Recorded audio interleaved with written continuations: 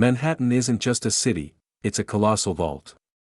Beyond the neon glow of Times Square and the gleaming glass towers of Billionaires Row, the island isn't primarily owned by corporations, but by powerful dynasties. These are the families who don't pay rent, they collect it. They acquired vast tracts of land before the skyscrapers even began to rise, and they meticulously shaped the zoning laws that allowed their empires to ascend. From the discreet family that owns the ground beneath Saks Fifth Avenue to the dynasty that rebuilt the World Trade Center, we're unearthing the true landlords of New York. Number 10, the Resnick Family, the steady hand. Most people assume that to conquer New York real estate, you must be loud, emblazon your name in gold on every building, and constantly spar with tabloids. Yet, the Resnick family proves that silence is often far more profitable than fame. Founded by Jack Resnick in 1928, this family built an empire on a simple, unglamorous principle: hold on to everything. In the Roaring Twenties, while others speculated on dizzying stock market returns, Jack Resnick was quietly acquiring small Bronx walk-ups. He understood early on that in a city with finite land, the person who holds the deed holds the ultimate power. While other developers flipped properties or leveraged themselves into bankruptcy during the 1980s and the 2008 financial crashes, the Resnicks remained steadfast. They focused on acquiring prime office space and residential towers, and simply never letting them go. This buy-and-hold strategy is the real estate equivalent of Warren Buffett's philosophy, but applied to steel and concrete. Today, led by Jonathan Resnick, Jack Resnick and Sons controls over 465,000 square meters of commercial space. Their portfolio includes the iconic One Seaport Plaza, a shimmering tower that defines the South Street Seaport skyline. But their genius isn't just in the glass towers, it's in the very ground beneath them. They bought land in neighborhoods like Hudson Square and Tribeca decades before they became fashionable, effectively future-proofing their fortune. When they acquired 315 Hudson Street, the area was a manufacturing district, a hub for printing presses and warehouses, not advertising agencies and tech firms. Today, thanks to strategic rezoning and the migration of creative industries like Google and Disney to the area, that once boring warehouse space has transformed into some of the city's most expensive office real estate. Their wealth is estimated in the low billions, but their true influence lies in their stability. In a city of gamblers, the Resnicks are the house. They carry low debt, maintain high occupancy, and effortlessly weather the storms that sink their flashier competitors. They remind us that the first rule of Manhattan real estate isn't buy low, sell high. It's buy low, and never sell. Number 9, the Rose Family, the residential rulers. If you've ever lived in a luxury rental in New York, there's a high probability you've written a check to the Rose family. For over 90 years, Rose Associates has meticulously defined how affluent New Yorkers live. Founded by brothers David and Samuel Rose in the 1920s, this family chose a different path from the office-obsessed tycoons. They looked at the skyline and realized that while people might work in glass boxes, they truly desire to sleep in limestone fortresses. The family's history is interwoven with some of the city's most ambitious housing projects. They were the original developers of vast sections of the Upper East Side, introducing high-rise luxury to neighborhoods previously dominated by townhouses. They were also deeply involved in the management of Stuyvesant Town Peter Cooper Village, a complex so immense it boasts its own postal code and power grid. Today, under the leadership of Amy Rose, one of the few women to head a major dynasty, they manage over 14,000 residential units. But their most audacious power move was the transformation of downtown Manhattan. They recognized the financial district, once a ghost town after 5 p.m., and bet heavily on converting old office buildings into opulent apartments. One of their crown jewels is 70 Pine Street. This building is an Art Deco masterpiece, originally constructed as the headquarters for Citgo and later AIG. It stands as the third tallest building in Lower Manhattan, crowned by a breathtaking limestone spire resembling a snow-capped mountain.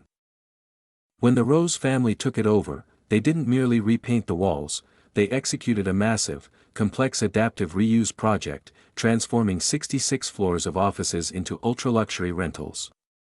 They didn't just renovate a building, they rebranded an entire neighborhood. By adding a high-end market, a Michelin-starred restaurant called Saga on the top floors, and hotel-style amenities, they proved that Wall Street could be a vibrant place to live, not just to work. The Rose family's wealth is more challenging to track than that of public companies because they often operate as managers and partners, but their footprint is undeniable. They control the most intimate space in the city, the place where you sleep. Number 8, the Zeckendorf family, the luxury kings. There's being rich, and then there's being Zeckendorf rich. This family is singularly responsible for establishing the modern standard of the ultra-luxury condominium. If you encounter a building where a penthouse commands a price tag of $100 million, the Zeckendorfs likely built it. The family dynasty began with William Zeckendorf Sr., a man so flamboyant he owned the very land upon which the United Nations now stands. He was a larger-than-life character who famously traveled in a limousine with a license plate that simply read, WZ. Yet, he notoriously lost his fortune, leaving the family to rebuild from the ashes. The modern fortune was solidified by his grandsons, Arthur and William Lie Zeckendorf. They redeemed the family name by making one of the boldest bets in real estate history. Their masterpiece is 15, Central Park West. When they constructed this limestone tower in 2008, critics claimed they were insane. The site was formerly the Mayflower Hotel, a slightly dilapidated property on an incredibly expensive block. They spent billions to acquire the land and build a pre-war style building from scratch, enlisting the legendary architect Robert A. M. Stern. They eschewed glass, opting instead for limestone, marble, and a sense of permanence. They even sourced materials from the same quarries that supplied the Empire State Building to ensure the facade possessed the precise shade of New York beige. The gamble paid off spectacularly. 15. Central Park West, affectionately dubbed the Limestone Jesus by brokers for its miraculous ability to command astronomical prices, became the most successful residential building in global history. It shattered every sales record. Hedge fund managers, celebrities like Denzel Washington and Sting, and foreign oligarchs fiercely competed to secure a residence. The building generated over $2 billion in sales almost immediately. One penthouse famously sold to Russian billionaire Dmitry Rybolovla for $88 million, at the time, the most expensive transaction in New York history. The Zeckendorfs didn't stop there. They proceeded to build 520, Park Avenue, another billionaire silo catering exclusively to the global elite. Their power resides in their extensive network. They understand precisely what the top 0.1% of the world desires, and they build it. While other developers grapple with affordable housing mandates, the Zeckendorfs concern themselves with whether the marble in the lobby was quarried from the same mountain as the Pantheon. Number 7, the Fisher family, the giants. The Fisher brothers are the submarines of New York real estate. You don't see them coming, but they wield massive firepower. The dynasty commenced in 1915, founded by Martin Fisher, who began by constructing brick homes in Queens. But as generations passed, their ambition scaled vertically. By the mid-20th century, the Fishers were erecting colossal office towers in Midtown Manhattan. Their portfolio reads like a list of corporate fortresses: 299, Park Avenue, 605, 3rd Avenue, and 1345, Avenue of the Americas. These are not vanity projects, they are the engine rooms of corporate America. These buildings house the headquarters of major banks, prominent law firms, and influential hedge funds. If you stroll down 6th Avenue, you are literally walking in the shadow of the Fisher family. The Fisher family's immense wealth is safeguarded by a strategy of extreme liquidity. Unlike other developers who leverage themselves to the hilt, the Fishers are renowned for maintaining massive cash reserves. When the market crashes, they don't panic, they go shopping. This conservative financial management has enabled them to survive the Great Depression, the 1970s fiscal crisis, and the 2008 recession without losing a single major asset. Yet, their true influence is both political and civic.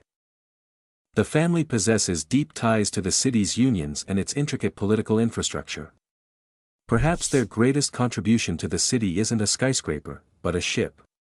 Zachary Fisher, one of the second-generation brothers, personally rescued the USS Intrepid from the scrapyard in the 1970s. He poured millions of his own money into converting the aircraft carrier into the Intrepid Sea, Air and Space Museum, which now majestically sits on the Hudson River. Kenneth Fisher and Winston Fisher are major players in the city's philanthropic and civic circles today. They also operate the Fisher House Foundation, which constructs comfort homes for military families. They don't merely own the buildings, they sit on the boards that determine where subway lines extend and how the city is zoned. Their ultimate status symbol isn't a building, it's a 45-meter yacht often seen docked near their properties.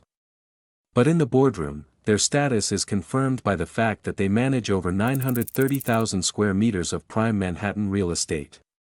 They are the landlords of the establishment. Number 6, the Malkin family, the keepers of the icon. Owning a skyscraper is impressive. Owning the skyscraper is an entirely different echelon of power. The Malkin family controls the Empire State Building. For decades, the ownership of the Empire State Building was a convoluted tangle of leases, subleases, and feuding partners. The building was technically owned by a syndicate of thousands of small investors, while the land was owned by others, and the lease was held by partners that included the legendary Harry Helmsley, and later, Donald Trump. But the Malkin family, spearheaded by Anthony Malkin, waged a years-long war to consolidate control and bring the building public. This was no polite boardroom negotiation, it was a siege. When the Helmsley estate sought to cash out after Leona Helmsley's death, Anthony Malkin proposed consolidating the building into a publicly traded company. In 2013, they launched the Empire State Realty Trust, ESRT, REIT that trades on the New York Stock Exchange. This move was controversial. Many of the old-school investors, some of whom had inherited shares from their grandparents, sued to stop it. They argued that the IPO would dilute their ownership and that Malkin was prioritizing his own control. But Malkin forced the IPO through, valuing the portfolio at over $4 billion. The genius of the Malkin family was realizing that the Empire State Building isn't merely office space, it's a colossal tourist magnet. The observation deck alone generates over $100 million a year in pure profit. It is one of the most profitable tourist attractions in the world, effectively subsidizing the office space below. While other landlords fret about vacancy rates, the Malkins are concerned with the length of the line at the ticket counter. Anthony Malkin has since thoroughly modernized the building, retrofitting it to be eco-friendly and attracting tenants like LinkedIn and Shutterstock. He transformed a dusty, aging icon into a tech campus in the sky. The Malkin wealth is now tied to the stock market, granting them a liquidity that other families often lack. But their status is immovable. As long as that building stands proudly at 34th Street and 5th Avenue, the Malkin name is indelibly etched into the skyline. Number 5, the Rudin family, the tech landlords. The Rudins serve as the vital bridge between old New York and the new age of technology. Founded by Samuel Rudin in 1925, the family motto has consistently been, "We don't sell. They build, they buy, and they hold."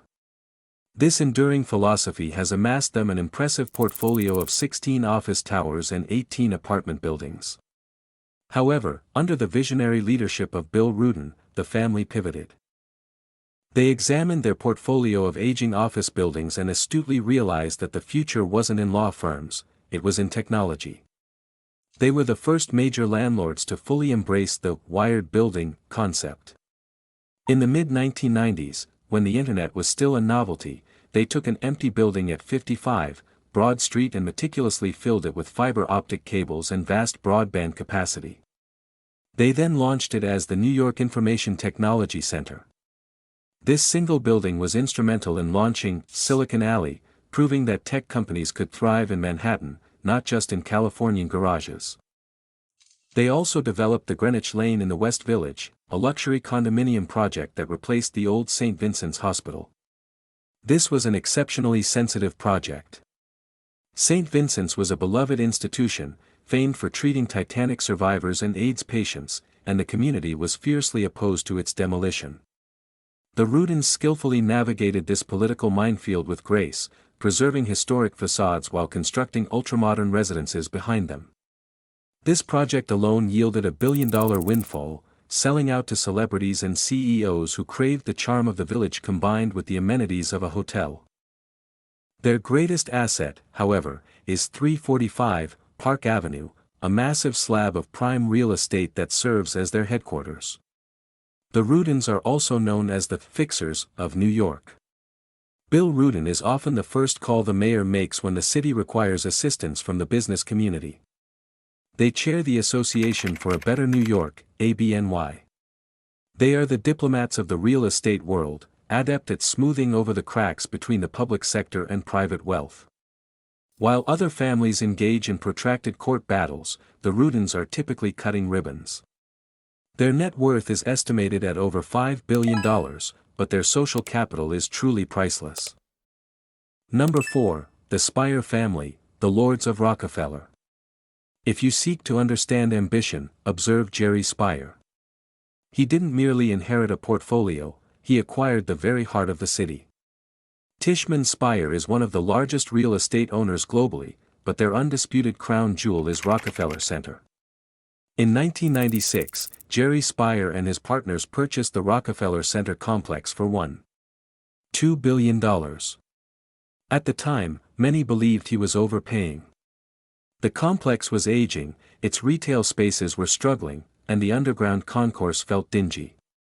Spire perceived what others missed. He realized that Rockefeller Center was, in essence, the town square of the world. He completely overhauled the retail, attracted high-end tenants, and dramatically reopened the observation deck, top of the Rock, which had been closed for decades. He transformed a prestigious address into a money-printing machine. By expertly reconnecting the underground concourse and revitalizing the plaza, he exponentially increased the property's value. However, the Spire story also bears its scars. In 2006, they led a group that acquired Stuyvesant Town for a record-breaking $5.4 billion. It was an aggressive gamble that they could convert middle-class apartments into luxury rentals. It failed. The 2008 crash hit, and in 2010, they defaulted on the debt, returning the keys to the lenders. It was one of the largest real estate defaults in history. Yet, the family rebounded with incredible resilience. They are the developers behind the massive MetLife building, which they purchased for $1.7 billion, and significant projects in Long Island City. Rob Spire, the current CEO, has continued this aggressive expansion. They are not merely landlords, they are global asset managers. They raise capital from pension funds and sovereign wealth funds to acquire entire neighborhoods in Shanghai, London, and Brazil.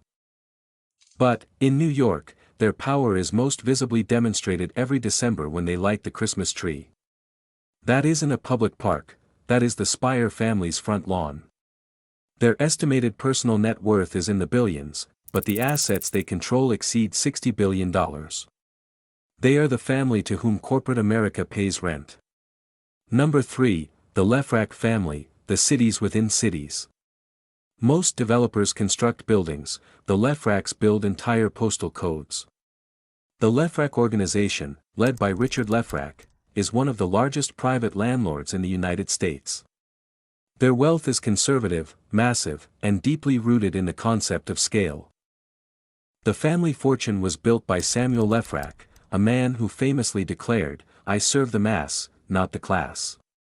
While the Zeckendorfs were building for billionaires, Lefrak was building for the middle class.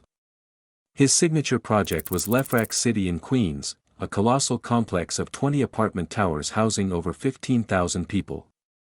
It was a city within a city, complete with its own security, stores, and infrastructure.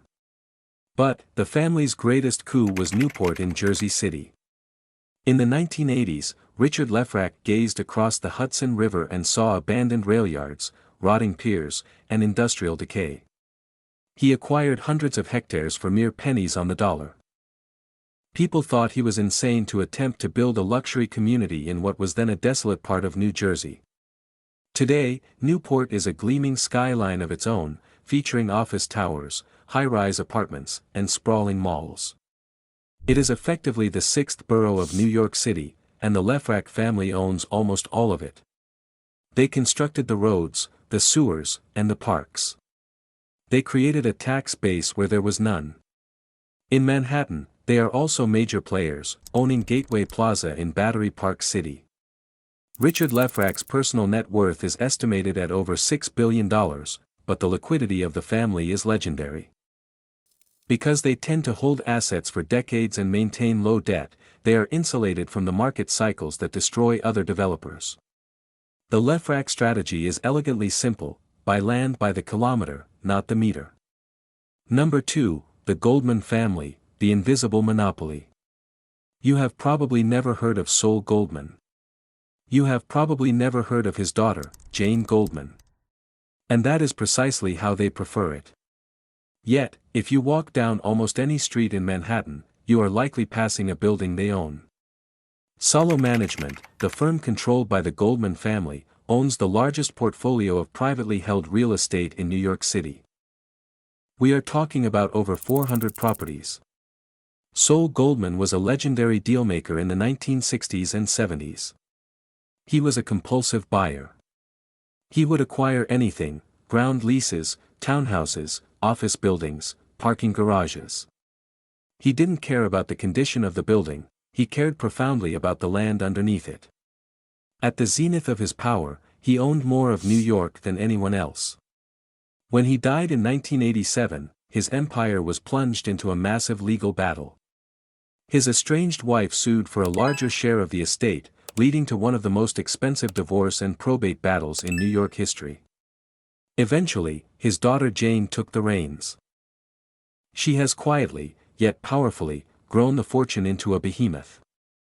The Goldman portfolio is unique because it isn't solely composed of skyscrapers. They utilize a powerful tool called the ground lease. For example, they own the land under the Gramercy Park Hotel. Recently, when the hotel operator ceased paying rent, Solo evicted them. They also own the ground beneath the flagship Saks Fifth Avenue store. They own the very dirt upon which other billionaires construct their towers. This ground lease strategy is brilliant. They allow other people to expend the capital to build the building and manage the tenants. The Goldmans simply collect the rent for the land. It is arguably the safest, most passive income stream in the world. Jane Goldman is the only female billionaire running a real estate firm in America, with a personal net worth estimated at $3 billion. But, the family assets are worth exponentially more, likely in the tens of billions. They are the invisible hand of Manhattan. They don't need to emblazon their name on a building because they own the very pavement you're standing on. Number 1, the Durst family, the spire of power. At the absolute pinnacle of the food chain sits the Durst family. They are the synthesis of everything we have discussed: the scale, the history, the tragedy, and the ultimate symbol of power. The Durst organization, currently led by Douglas Durst, controls over 1.2 million square meters of premier Manhattan office space. The dynasty began in 1915 with Joseph Durst, a tailor from Austria who arrived with just $3 in his pocket. But it was his son, Seymour Durst, who initiated the aggressive assembly of land in Midtown Manhattan. Seymour was renowned for his patience. He would discreetly buy up small brownstones and delis, one by one, over the course of 20 years, until he owned an entire city block. He was also a civic agitator, famously installing the national debt clock near Times Square to shame the government into fiscal responsibility. This patience enabled them to construct their corporate monuments: 1 Bryant Park, the Bank of America Tower, and 4 Times Square, home to the Condé Nast building. These structures transformed Times Square from a seedy district into a thriving corporate hub. The Bank of America Tower, in particular, set a new benchmark for green skyscrapers, being the first in its class to achieve LEED Platinum certification. But their status as number 1 is unequivocally cemented by a single asset: One World Trade Center. When the Port Authority struggled to rebuild the World Trade Center site after September 11, they desperately needed a private partner who possessed the capital, the influence, and the credibility to get the monumental job done. They called the Dursts. In 2010, the Durst organization acquired a 10% equity stake in the property and assumed management and leasing responsibilities. By putting their name on the Freedom Tower, they effectively became the landlords of the Western Hemisphere's tallest building. It was the ultimate status signal. The family wealth is estimated at over $8 billion, but their story is also tinged with darkness. The family was haunted for decades by the saga of Robert Durst, the estranged brother of Douglas, who was accused and eventually convicted of murder. The HBO documentary The Jinx exposed the family's internal rifts to the world. It showcased the brutal reality of dynasty dynamics. Douglas had to protect the business from his own brother, ultimately testifying against him. Yet, despite the tabloid scandals, the Durst business machine never faltered. They continued to build, lease, and dominate. They own the skyline's most visible peak. When you gaze at New York City from a plane, the first thing you see is the spire of One World Trade. And that spire belongs to the Dursts. They are the family that proves that in New York, land is thicker than blood.